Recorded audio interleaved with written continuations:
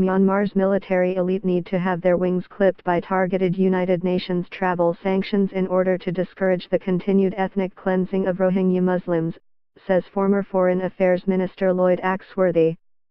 We're talking about targeting specific people, particularly in the military, said Axworthy, the chair of the Canadian-based World Refugee Council, which is working with the UN to reform the global refugee system.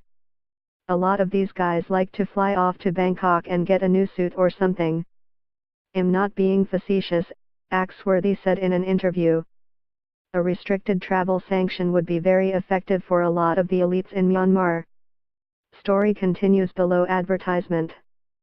Axworthy, a former Liberal Foreign Affairs Minister under Jean Chrétien, called on Canada to lead a diplomatic push for sanctions through its diplomats at the UN and in missions across Asia. The current Liberal government, which has dispatched Special Envoy Bob Rae and International Development Minister Marie-Claude Bibeau to the region, suggested Thursday it was open to the idea.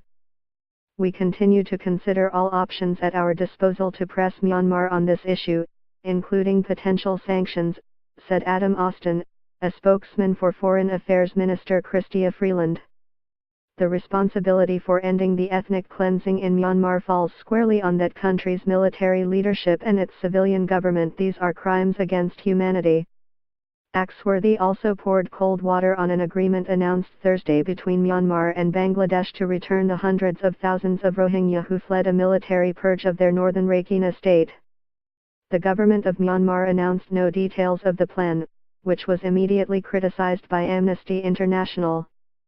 Refugees in Bangladesh have said their homes were set on fire by soldiers and Buddhist mobs, some reported being shot at by security forces.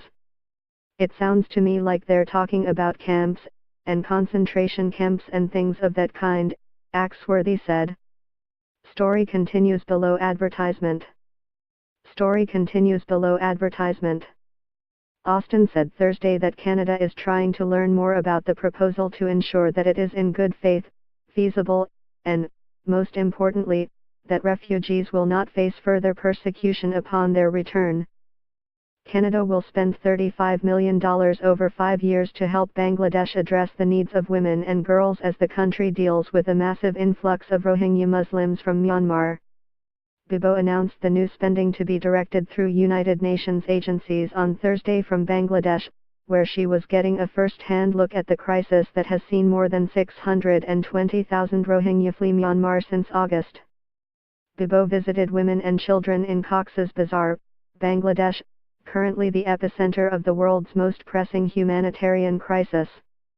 It started when the Myanmar army began what it calls clearance operations in response to an attack by a group of Rohingya insurgents, an offensive that many have since characterized as ethnic cleansing.